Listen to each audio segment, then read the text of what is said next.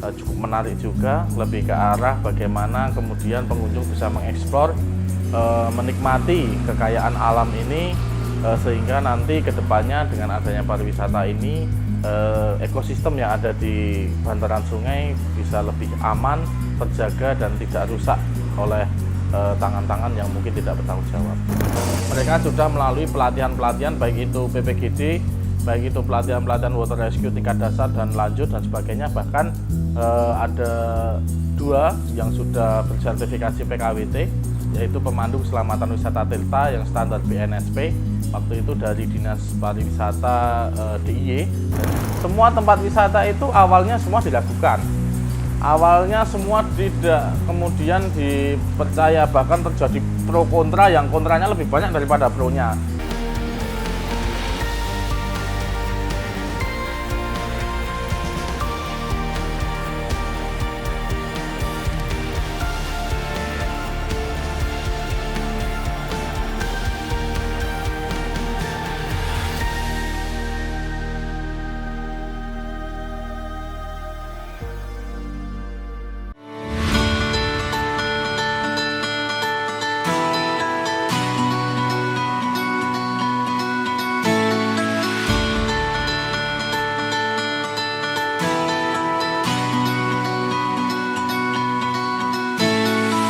Assalamualaikum warahmatullahi wabarakatuh. Nama saya Chandra Purnastiaka.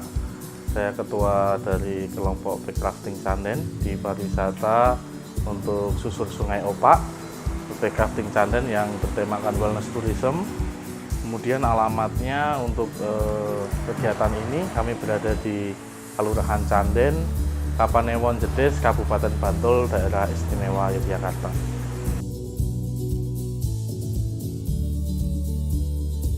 Untuk backrafting itu sendiri dimulai, kemudian kami melakukan evaluasi terkait dengan sungai itu seyogyanya sejak tahun 2022.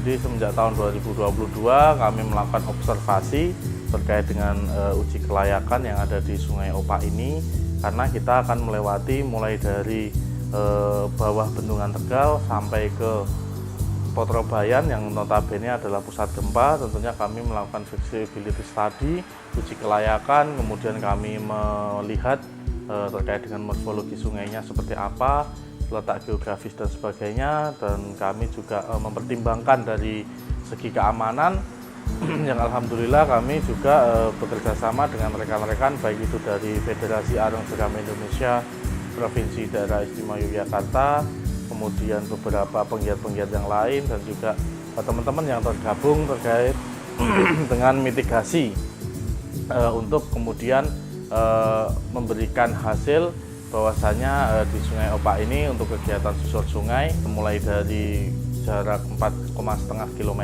ini tentunya alhamdulillah dalam kategori aman. Memang ada satu undercut, namun itu masih bisa ditangani dan cukup menarik juga, lebih ke arah bagaimana kemudian pengunjung bisa mengeksplor, menikmati kekayaan alam ini, sehingga nanti kedepannya dengan adanya pariwisata ini ekosistem yang ada di bantaran sungai bisa lebih aman, terjaga dan tidak rusak oleh tangan-tangan yang mungkin tidak bertanggung jawab. Untuk menginisiasi ataupun mengembangkan terkait dengan Backrafting Canden ini, yang pertama tentunya kebetulan waktu itu saya sebagai pelatih di Binpres Potsi DIY Yogyakarta juga sebagai pelatih di Arung Jeram untuk di DIY untuk persiapan waktu itu PON Aceh. Nah, dari sana kebetulan saya juga sebagai kepala unit pariwisata di Badan Usaha Milik Kelurahan Canden, sehingga waktu itu Pak Lulu, kemudian Pak Care, kemudian teman-teman yang ada di kelurahan memberikan tantangan kepada saya untuk bagaimana membuat sebuah destinasi wisata yang atraktif, yang kemudian bisa menjadikan suguhan yang ada di Kelurahan Canden sebagai wajah, sebagai tempat untuk bisa dikunjungi seperti itu. Nah, akhirnya waktu itu saya bersama dengan teman-teman, waktu itu dengan teman-teman Bumkal, teman-teman dari Kelurahan dan juga Karang Taruna waktu itu kami juga langsung terjun ke sungai untuk melakukan menguji apakah layak dan tidak dan sebagainya. Nah, terkait dengan aman dan tidaknya waktu itu karena sedikit pengalaman dan pengetahuan saya ketika di Arung Jeram, makanya sedikit banyak memang titik-titik yang ada di Sungai Opak ini kami pelajari dan juga kami konsultasikan dengan teman-teman yang ada di Faji DIY seperti itu. Jadi sebelum ada Pekrafting Canden ini tentunya saya sangat terpukau di Kelurahan Canden itu memang dari 15 padukuhan yang ada, mulai dari Pulau Kadang, Kralas dan sebagainya sampai ke Wonolopo dan Kiringan, itu kita memiliki begitu banyak destinasi-destinasi wisata yang bisa dikunjungi secara edukasi dan sebagai tradisional kebudayaan.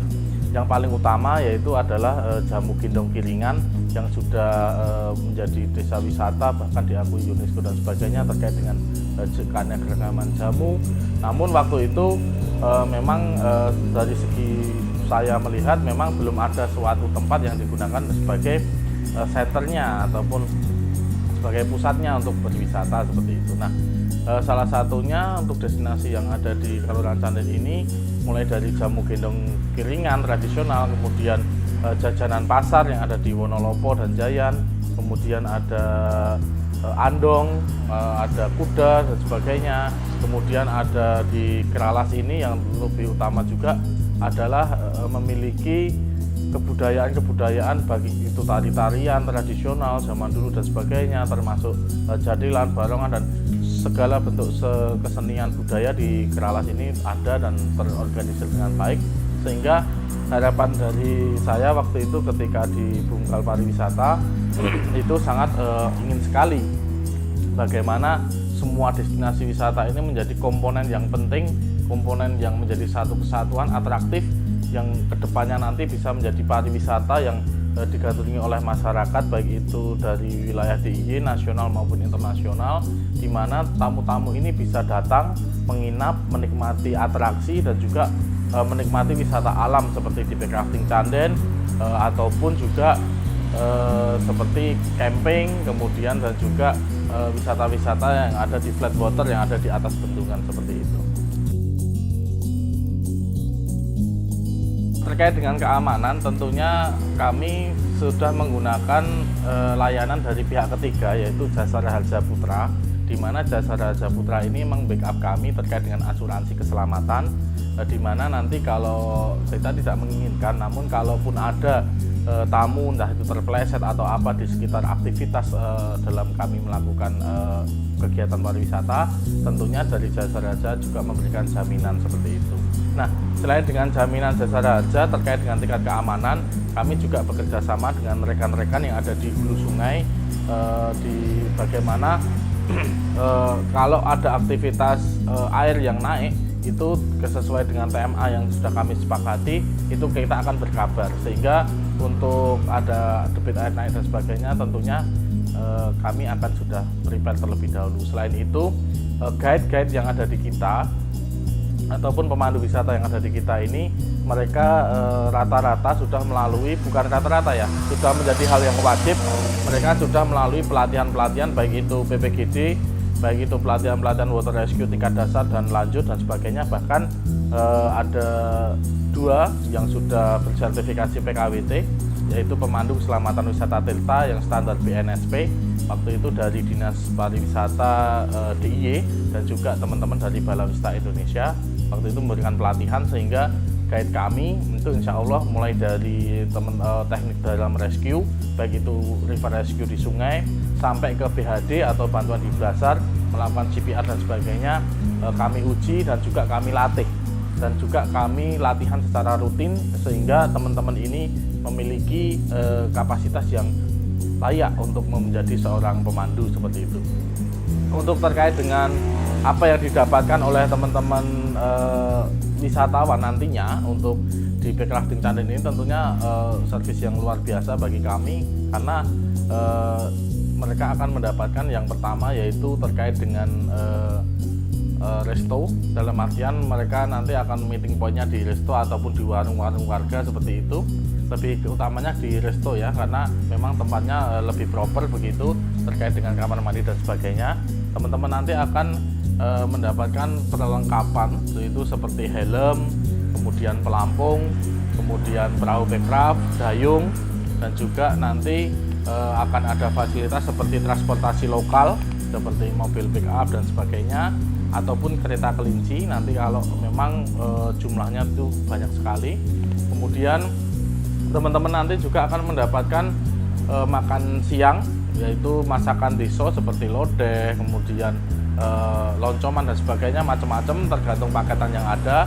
Dan juga nanti tentunya di pertengahan perjalanan, karena 4,5 kilo itu juga lumayan menguras tenaga, sehingga nanti di pertengahan jalan itu akan ada rest area, namanya Pangul area. Lah itu rest area backcrafting ini nanti akan di sana akan disuguhkan yang unik, itu adalah jamu gendong tradisional. Jadi entah nanti kunir asem atau beras kencur dan sebagainya, teman-teman bisa memilih, dan juga makanan tradisional. Jadi kami memang sengaja menggabungkan dari jamu itu dan juga makanan tradisional.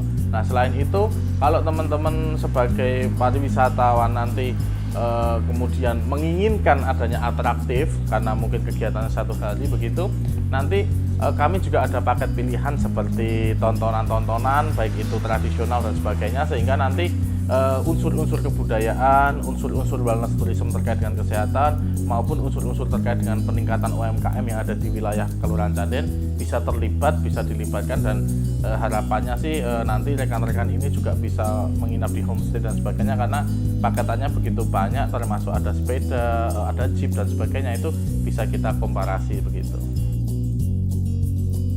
Terkait dengan kejadian alam ataupun kejadian itu di mana kita menjadi sebuah tantangan, itu tentunya tantangan ataupun hambatan di dalam sebuah pariwisata itu kita tidak bisa hindari, namun kita bisa antisipasi.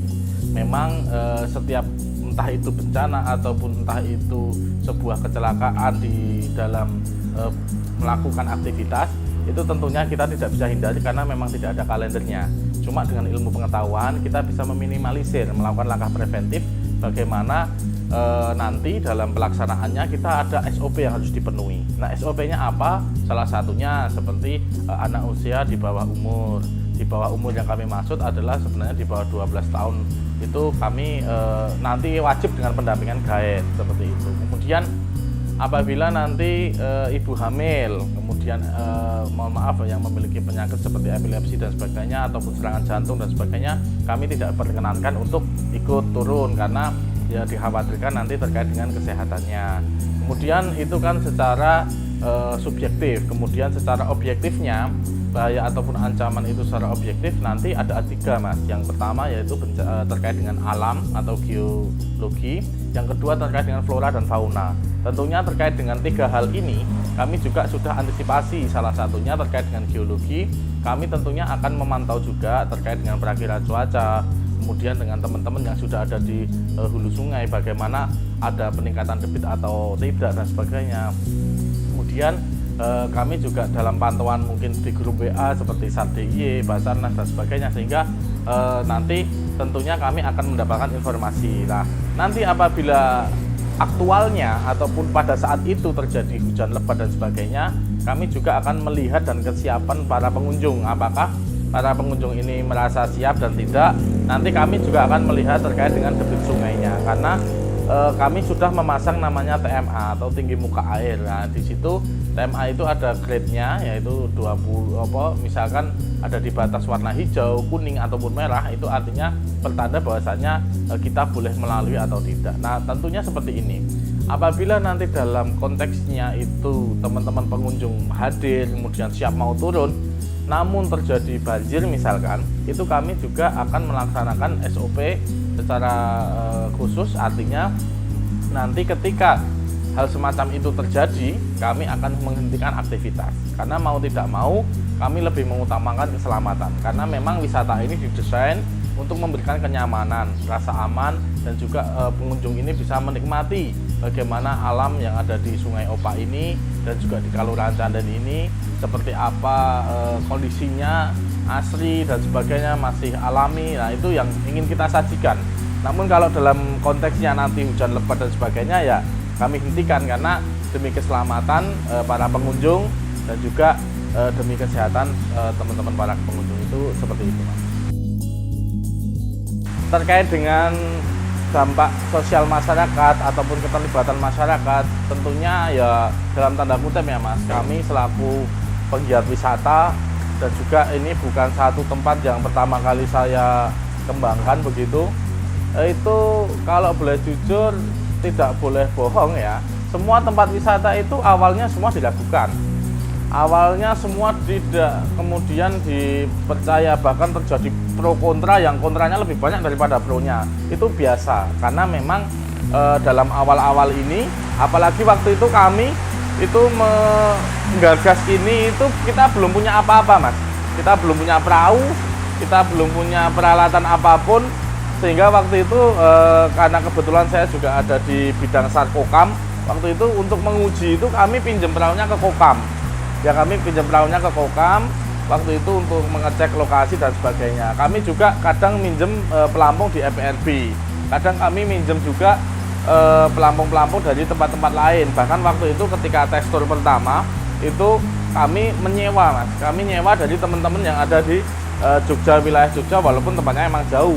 Tapi kami akan sewa waktu itu untuk kemudian menggugah masyarakat. Nah, dari situ alhamdulillah waktu itu setelah kami kemudian berpikir keras bagaimana mendapatkan anggaran waktu itu, akhirnya kami mengikuti sayembara sayembara, di mana waktu itu dari Bapeda melalui Pak Ulu menyampaikan ke Pak Dian, waktu itu Pak Dian menyampaikan ke Pak Mahfudin. Nah, Pak Mahfudin ini salah satu juga pembimbing kami ya, dari Fakultas Vokasi UNY, yang luar biasa betul bagaimana beliau kemudian mendampingi kami. Waktu itu kami lomba untuk Pertamina Foundation, untuk mendapatkan CSR Pertamina Foundation. Waktu itu alhamdulillah dengan pergelutan yang panjang 6 bulan lamanya itu, alhamdulillah kami menjadi 50 kelompok terbaik, sehingga kami didanai waktu itu lumayan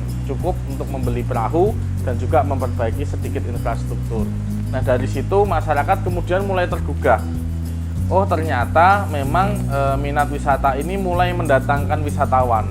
Oh, mulai mendatangkan kegiatan-kegiatan yang nilainya positif. Dan juga alhamdulillah selain dari Pertamina, selain dari Pak Mahfudin selaku dari dosen vokasi UNY, dan juga teman-teman yang lain itu mendukung kami, sehingga waktu itu kami didukung banyak pihak, termasuk dari UNY, dari UAD waktu itu, kemudian dari Stikes JKY Yogyakarta juga mendukung kami dari segi K3 dan sebagainya. Nah, dari dukungan-dukungan pihak luar itu kemudian masyarakat tergugah bagaimana memang kita harus punya wajah, citra menjadikan sungai sebagai halaman depan kita, sehingga kita bisa merawat dan menjaganya.